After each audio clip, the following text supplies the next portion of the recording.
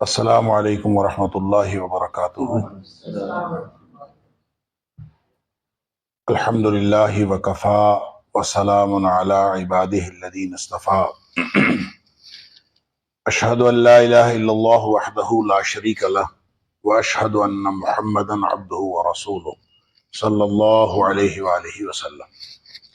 Allahumma salli ala Muhammadin wa ala ali Muhammad kama sallaita ala Ibrahim wa ala ali Ibrahim innaka Hamidum Majid.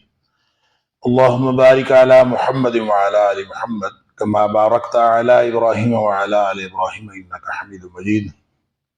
أما بعد فأعوذ بالله السميع العليم من الشيطان الرجيم من همزه ونفخه ونفثه. بسم الله الرحمن الرحيم. لا تجعلوا دعاء الرسول بينكم كدعاء بعضكم بعضا قد يعلم الله الذين يتسللون منكم لواذا فليحذر الذين يخالفون عن أمره أن تصيبهم فتنة أو يصيبهم عذاب أليم. Don't make the calling of the Holy Prophet sallallahu alaihi wasallam as the calling of you to one another. Allah Almighty already knows who of them or who of you قد يعلم الله الذين يتسللون منكم لواذا, who of you slip away with concealing of the people. فليحذر الذين يخالفون عن أمره, let the people beware of the fact who go against the orders of the Holy Prophet sallallahu alaihi wasallam, lest a fitna strike them, or strike them adabun alim, the painful punishment. Sadaqallahu al-Azim. The Holy Prophet sallallahu alaihi wasallam, the Sunnah. Before we talk about the importance of Sunnah of the Holy Prophet ﷺ and the following of the Sunnah, how important it is, we must know what the Sunnah is and what actually the definition of Sunnah is. Sunnah literally means a habit or a way of doing anything, and way of talking, way of doing, and any way is called Sunnah in Arabic. But when it has become a term of Islam, that means the Sunnah of the Holy Prophet ﷺ, that each and everything which is said by the Holy Prophet ﷺ and which has been done by the Holy Prophet ﷺ, that is called Sunnah. So whenever we say and we utter the word of Sunnah without any reference, even then Sunnah would mean the Sunnah of the Holy Prophet ﷺ. So, in Islam, what the situation and what the position and what the virtue of the Sunnah is, look, the Holy Prophet ﷺ is messenger of Allah, and Allah has sent him just to convey His Almighty's message to the humanity. So he, the messenger, just accepted and received that message through an angel which is called Ruhul Amin. Nazala bihi Ruhul Amin. Allah has sent the message of Deen. Inna Deen inda Allah al-Islam. Actually, Deen is with Allah, and Deen belongs to Allah. And in the sight of Allah, Deen is only in Islam. So, Deen actually belongs to Allah. So Allah has sent His deen to His messenger through Ruhul Amin, an honest angel. Look, an angel is always honest. There is no capacity of dishonesty in an angel. Even then, Allah Almighty says, Ruhul Amin. Allah has sent this through Ruhul Amin, an honest angel. An angel is always honest. And why he's saying that he is the honest angel? Just for the sensitivity of the case. This is the sensitivity of the case. This is the case of deen. So deen is such a sensitive case that Allah Almighty says that I am sending my message to my messenger and to convey onwards to the humanity through an honest messenger, an honest angel, and he is Ruhul Amin. Ala qalbika litakuna min al-mundhiri. And he has sent where? In Medina? In Mecca? In anywhere? In any library? No. He is sent on the heart of the Holy Prophet sallallahu alaihi wasallam. Ala qalbika litakuna min al-mundhiri. So that you can warn the people what deen says and what the demands of deen are. Just he has sent to the heart of the Holy Prophet sallallahu alaihi wasallam. So when there is anything in the heart, we have something in our heart. How somebody can know what is in somebody's heart? Even if I am not saying something, I'm sitting with silence and I'm not doing anything, you cannot know what is in my mind and in my heart. So when I will speak and when I will do something, that will be the way you can know what is in my heart or my mind. So when the Holy Prophet ﷺ says, the Quran has revealed on his heart, and when the Holy Prophet ﷺ says anything, when he speaks, that is Sunnah or that is Quran. When the Holy Prophet ﷺ speaks, is that Sunnah or is that Quran? He says, he speaks, that is actually Sunnah. Ma sadar anin nabiyyi min qawlin aw fi'lin aw taqrir. Whatever the Holy Prophet ﷺ says, that is Sunnah. And what if the Holy Prophet ﷺ does, that is Sunnah. And whatever he endorses, that is Sunnah. So the Holy Prophet ﷺ would say anything and would speak anything that would call Sunnah. So the Quran is endorsed by Sunnah, not the Sunnah is endorsed by Quran. The case is other way around. The Quran is endorsed by the Sunnah. The Holy Prophet ﷺ said, and he spoke that this is Quran. He told us the Quran actually the sequence of revealing of the Quran was something else. So the first revelation that was put in the 30th part of the Quran, 30th para. How? Who said that should be in the 30th para? Who said what should be the sequence of the Quran? That is the Sunnah, and that is the authority of the Holy Prophet ﷺ. The Holy Prophet ﷺ told us what the sequence of Quran should be and what actually and really what the Quran is. The whole Quran is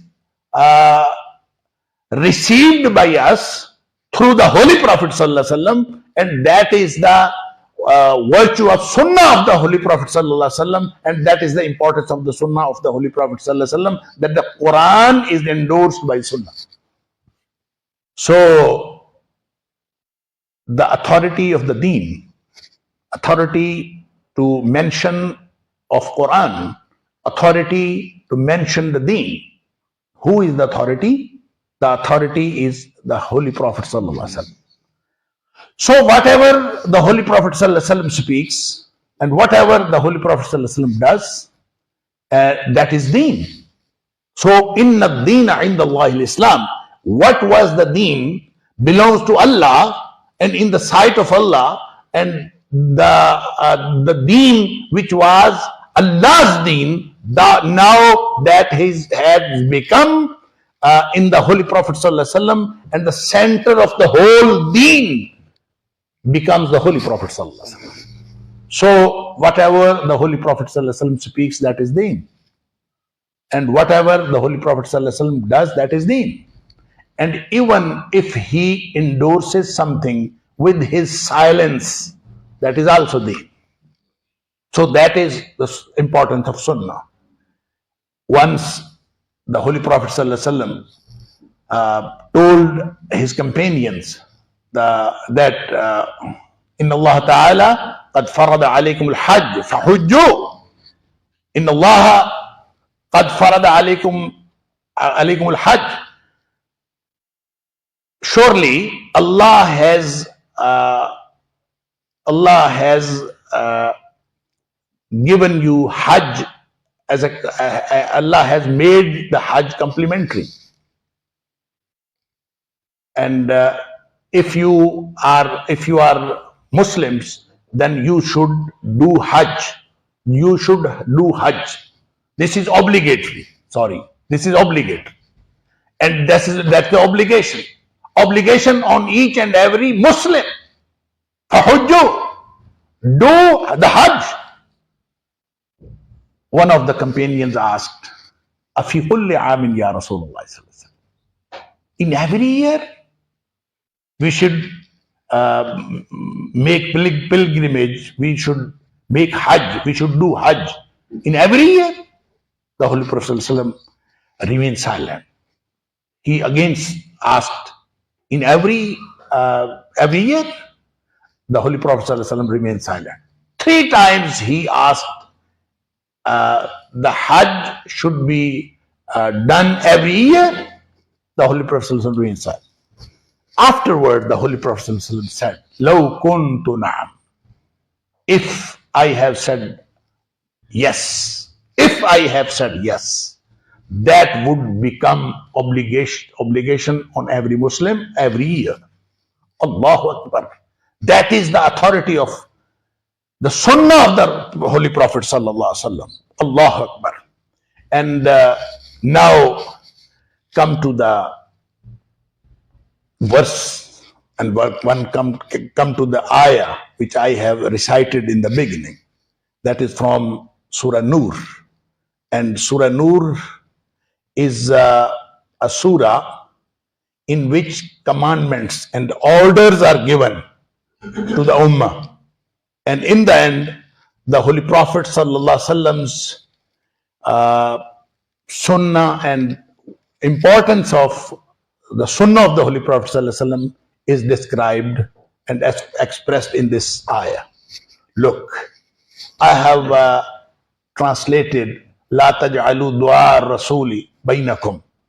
Du'a Rasul can be translated in 3 ways. One is calling of the Holy Prophet sallallahu alaihi wasallam. The second is calling to the Holy Prophet sallallahu alaihi wasallam. And the third is Dua Rasul, supplication, dua of the Holy Prophet sallallahu alaihi wasallam.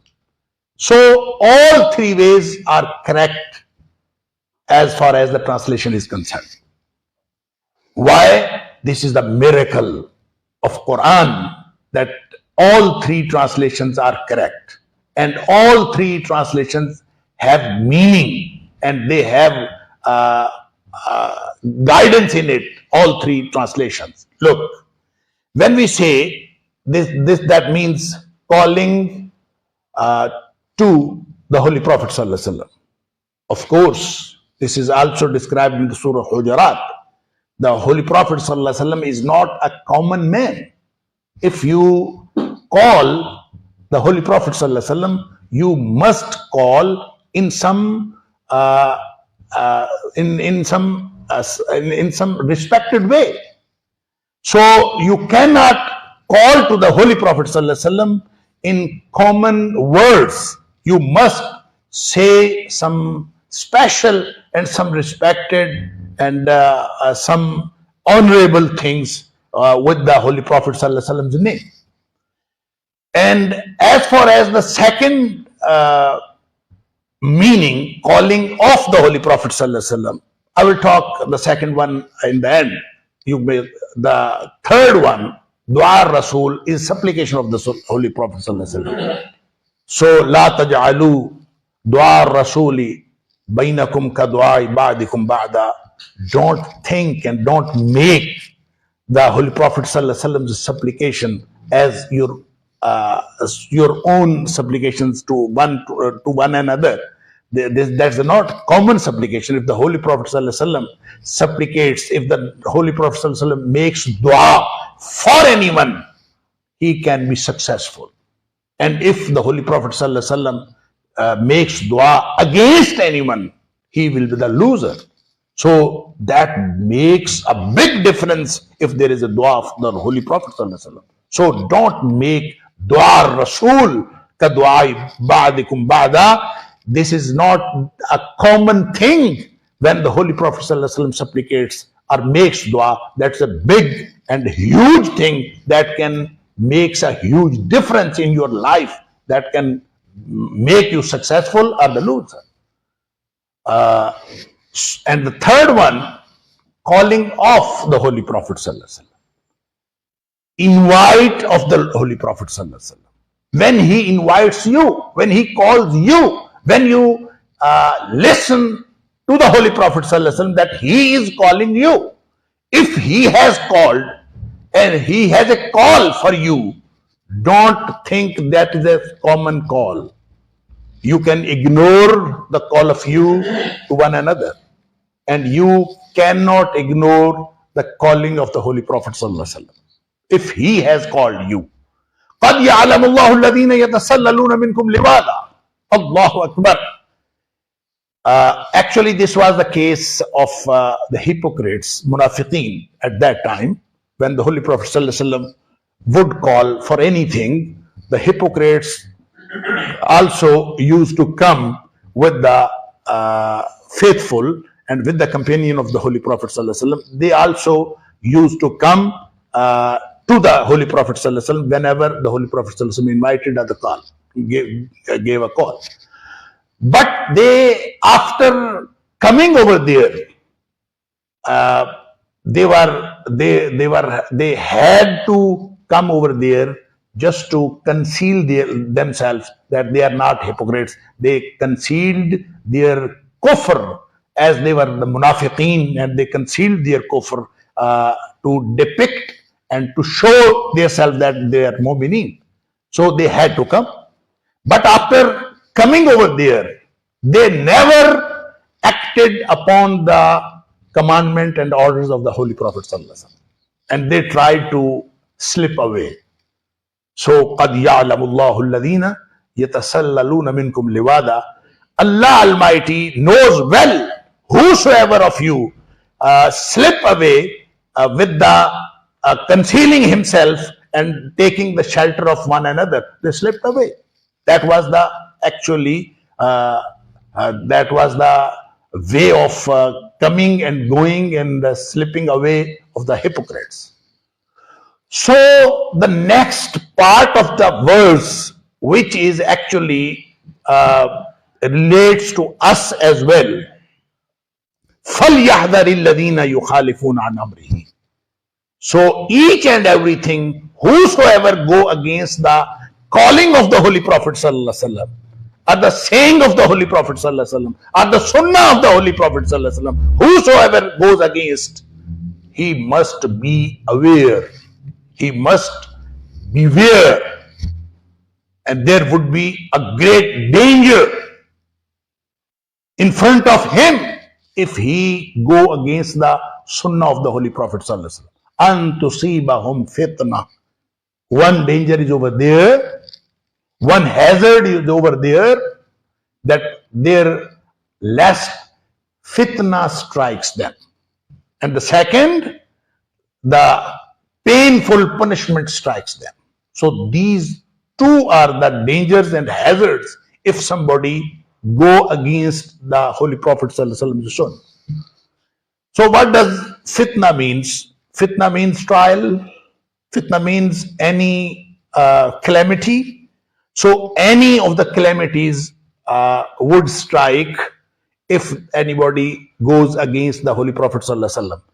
The exegetes, the mufassirin say there are two things, two dangers and two hazards, and one of these, fitna, that actually one has to face in this world.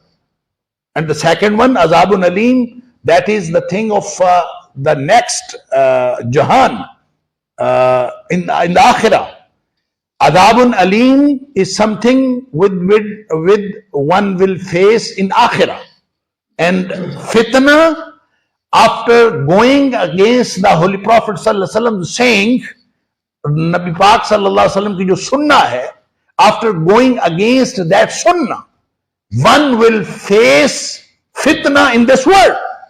And fitna can be of any kind. Fitna can be a trial, fitna can be calamity, then can be any ailment, then can be anything, but that is fitna. So fitna can strike, rather would strike, if somebody goes against the Holy Prophet ﷺ sunnah. I will give you 2-3 examples before completing my talk. For example, the Holy Prophet ﷺ has said, if somebody send you message for nikah of your daughter or your sister or whatever, somebody sent you a message for nikah. إذا خطب أحدكم من ترضون دينه وخلقه, whose you endorse and you are happy and you are satisfied with his deen and with his akhlaq. Two things. You are satisfied with his deen and with his akhlaq. His moralities, he's a good man, and he is stick to the deen. So, man tardawna, you are satisfied for only two things. Not 3, 4, 5 things. Only 2 things. You are satisfied. His deen is fine. His akhlaq is fine. So the Holy Prophet ﷺ said, فَزَوِّجُوهُ, you must marry your sister or daughter to him. Must go for that. That is only clear guidance from the Holy Prophet ﷺ and clear order. فَزَوِّجُوهُ. The Holy Prophet ﷺ's order to this extent is understandable. We must marry our sister or daughter to a man whose deen and akhlaq satisfies us. But the remaining part of the hadith is eye-opening. That is actually which is called fitna. The Holy Prophet ﷺ, وَإِلَّا تَفْعَلُوهُ, and if you don't do this, even you are satisfied with his deen and akhlaq, and you are not going to marry your sister or daughter with that person whose deen and akhlaq is satisfying. إِلَّا تَفْعَلُوهُ, and if you do not do that, تَكُنْ فِتْنَةٌ فِي الْأَرْضِ وَفَسَادٌ عَرِيضٌ, there will be a great calamity and broad mischief on the world, mischief or broad corruption on the world, on the earth. And it means that we all the social calamities and all the social mischiefs and social corruptions which we face over this earth and in our societies that is not due to any other reason. That is for the reason that our deeds are like so that we are going against the Sunnah of the Holy Prophet sallallahu alaihi wasallam. That this is the reason. Takun fitnatun fil ardi wa fasadun arid. There will be fitna on the earth and broad corruption, all over corruption. And we are seeing corruption is all over. At least social corruption is all over. It doesn't make any difference whether it is UK or it is Pakistan or it is any country. There is social corruption going on. And the reason is we are going against the Holy Prophet sallallahu alaihi wasallam, the Sunnah. And one more example is there. The Holy Prophet sallallahu alaihi wasallam once saw a person, and obviously he would be a hypocrite. The Holy Prophet sallallahu alaihi wasallam saw a person who was eating of his food with his left hand. And the Holy Prophet sallallahu alaihi wasallam has given a command that we must eat with the right hand. There is no difference with the hands. Both the hands are same. But the Holy Prophet sallallahu alaihi wasallam said, you must eat with the right hand. Kul bi yaminik. And we have no logic. Why should we eat with the right hand, and why should we not eat with the left hand? This is Sunnah of the Holy Prophet sallallahu alaihi wasallam. And Holy Prophet sallallahu alaihi wasallam has said, Kul bi yaminik. The hypocrite, the person, the Holy Prophet sallallahu alaihi wasallam would see, he was eating his food with the left hand. The Holy Prophet sallallahu alaihi wasallam said, Kul bi yaminik, eat with your right hand. He remained eating and he remained silent as well. The Holy Prophet sallallahu alaihi wasallam said again, Kul bi yaminik, eat with the right hand. Once again, he remained silent, and he said nothing, and he kept on eating with the left hand. Third time, the Holy Prophet ﷺ would also say, Kul bi yaminik, eat with your right hand. Now, he became angry and said, La astati'u, I am unable to eat with right hand. La astati'u, I am unable to eat with right hand. The Holy Prophet ﷺ said, Lastata'ata, may you never be able to eat with right hand. Allahu Akbar. The Holy Prophet ﷺ, who is Rahmah, who is Rahmatul lil Alameen, who is blessing. But that time he was going against the Sunnah of the Holy Prophet ﷺ. So at that time, the Holy Prophet ﷺ would say, Lasta ta'ata, may you never be able to eat with your right hand. And the narrator and the companion of the Holy Prophet ﷺ, who narrated this all incident, he says that we all saw that the right hand of that person paralyzed forever. And he always kept eating with the left hand. And this was the fitna after going against the Sunnah of the Holy Prophet. And one more example I would quote over here. Allahu Akbar. Once a person asked Imam Shafi alayhi rahmah. He was in Medina and he asked, can I wear ihram from the mosque of the Masjid Nabawi, from the mosque of the Prophet, Holy Prophet sallallahu alaihi wasallam? Can I wear ihram from there? And I want to wear ihram from Masjid al-Nabi in Medina, in place of Dhul Hulaifa. Imam Shafi said, the Holy Prophet ﷺ would always used to wear ihram from Dhul Hulaifa. So you must wear ihram from Dhul Hulaifa. if you would wear ihram from Masjid Nabi, there will a fitna strike you. So if you want to save yourself from fitna, you must go according to Sunnah and wear ihram from Zul Hulaifa. So even then, look, the Zul Hulaifa is nearer to Makkah, and to wear ihram from Masjid Nabi is farther.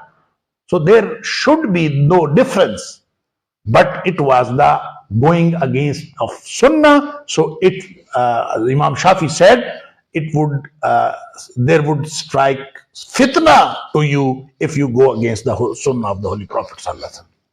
And the last example I would quote over here, Sa'id bin Musayyib rahimahullah. One man came to him in the masjid. He was sitting in the masjid. The man comes and he asked him that I'm here just for courtesy meeting, that I am going for Hajj. So before going to Hajj, I am here in the masjid to have a courtesy meeting with Sayyid bin Musayyib rahimahullah. So when he just was going and about to go, Azan starts calling. Azan.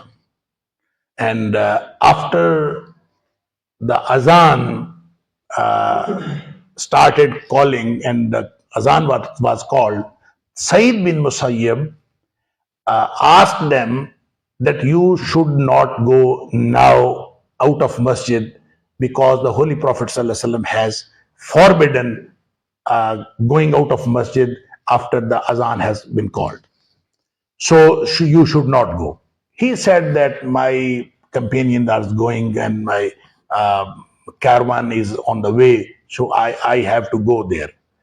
Sayyid bin Musayyib said, you will be stricken, a fitna will strike you if you will go out of masjid, because it is against the Sunnah of the Holy Prophet. So you don't go. But he said that I'm compelled to go, and I have to go, and I must go, and I cannot stop over here. So he went. And after a while, there a news come that he has fallen from the camel and his leg is broken and he cannot go to Hajj. He was, the fitna strikes him and he cannot go, and his leg was broken. Look, this is the living examples. These are the living examples of striking fitna when one goes against the Holy Prophet ﷺ Sunnah. So fitna is relates to this worldly life, and the painful punishment that relates to akhirah. May Allah Almighty make us true Muslims and following the Sunnah of the Holy Prophet ﷺ in true sense. मैं इसका खुलासा पेश कर देता हूँ। मैंने जो कुछ बयान किया है, नबी करीम सल्लल्लाहु अलैहि वसल्लम की सुन्नत की अथॉरिटी ये है कि दीन अल्लाह का है और दीन अल्लाह ने नबी अकरम सल्लल्लाहु अलैहि वसल्लम पर नाजिल किया है जिब्रील अमीन के जरिए से। और ये इस कदर केस सेंसिटिव है कि जिब्रील को अल्लाह करीम ने अमीन फरमाया कि वो अमानतदार फरिश्ता है और वो लेके आया है नबी पाक सल्लल्लाहु अलैहि वसल्लम के पास। अब वो नाजिल कहाँ हुआ? अला क़ल्बिक लितकून मिनल मुनज़रीन, नबी पाक सल्लल्लाहु अलैहि वसल्लम के दिल पर, आपके क़ल्ब अतहर पर नाजिल हुआ। दिल की बात दूसरों को कैसे पता चलती है? दिल की बात दूसरों को पता चलती है जब कोई बोलता है, जब कोई काम करता है, जब कोई जेस्चर देता है, तब पता चलती है। नबी करीम सल्लल्लाहु अलैहि वसल्लम अगर बोलें तो वो हदीस होती है, वो सुन्ना होती है। नबी पाक सल्लल्लाहु अलैहि वसल्लम कुछ करें तो वो सुन्ना होती है। और नबी करीम सल्लल्लाहु अलैहि वसल्लम किसी की बात को खामोशी के साथ बरकरार रखें तो वो हदीस तकरीरी होती है। और इसको अल्लाह के रसूल सल्लल्लाहु अलैहि वसल्लम की सुन्नत ही कहा जाएगा। اور نبی پاک صلی اللہ علیہ وسلم کی سنت کی اتھارٹی یہ ہے کہ سنت سے قرآن ثابت ہو رہا ہے کہ نبی پاک صلی اللہ علیہ وسلم نے بتایا کہ یہ قرآن یہ یہاں سے لے کر اس صورت کو وہاں رکھ دو، اس صورت کی ترتیب یہ ہوگی، یہ آیت فلاں صورت میں رکھ دو۔ جب جب آیت نازل ہوتی تھی پوری کی پوری ترتیب، جس کو ہم ترتیب توقیفی کہتے ہیں، یہ موقوف ہے نبی اکرم صلی اللہ علیہ وسلم کی روایت پر۔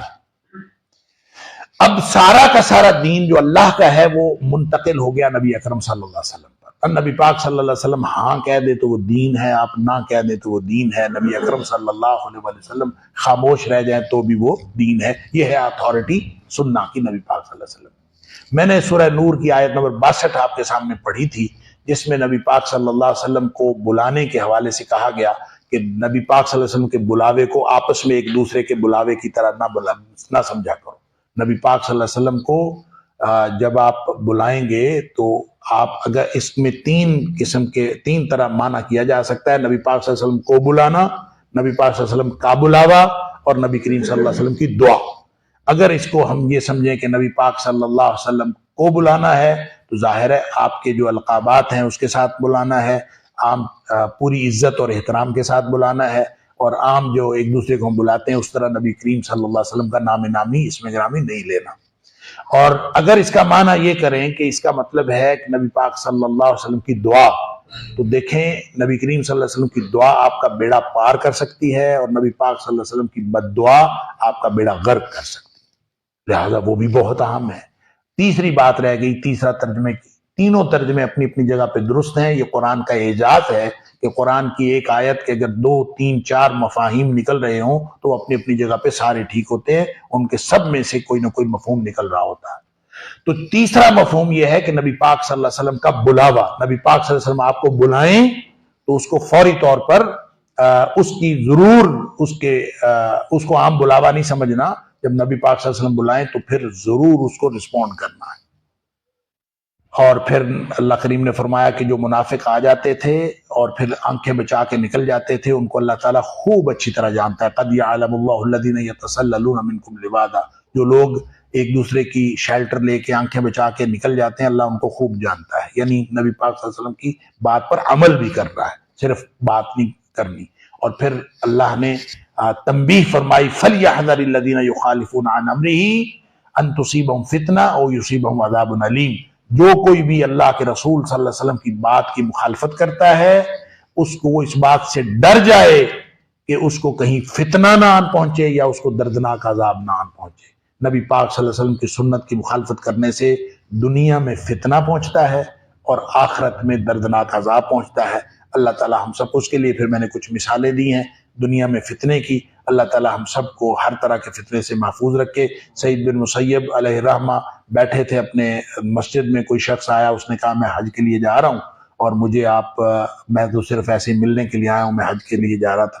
اتنے میں اذان ہونی شروع ہوگی، نبی اور حضرت سعید بن مسیب نے کہا کہ نبی کریم صلی اللہ علیہ وسلم منع کیا ہے کہ جب اذان شروع ہو جائے تو اذان کے بعد کوئی شخص مسجد سے نکل نہیں سکتا نماز پڑھے بغیر، لہٰذا تم نہ جاؤ۔ ہاں کسی کو کوئی کام ہو اور جا کے واپس آ جائے نماز پڑھنے سے پہلے تو وہ اور بات ہے، لہٰذا تم نہ جاؤ نماز پڑھے بغیر۔ اس نے کہا جی میرے قافلے والے جا رہے ہیں، مجھے جلدی ہے تو میں جلدی جانا چاہتا ہوں، تو وہ جلدی چلا گیا نماز پڑھے بغیر، اور تھوڑی دیر بعد خبر آئی کہ وہ اونٹ سے گرا ہے اور اس کی ٹانگ ٹوٹ گئی ہے، نہ وہ حج پہ جا سکا نہ اس نے نماز پڑھی، اور یہ نتیجہ ہے نبی پاک صلی اللہ علیہ وسلم کی سنت کی مخالفت کرنے کا۔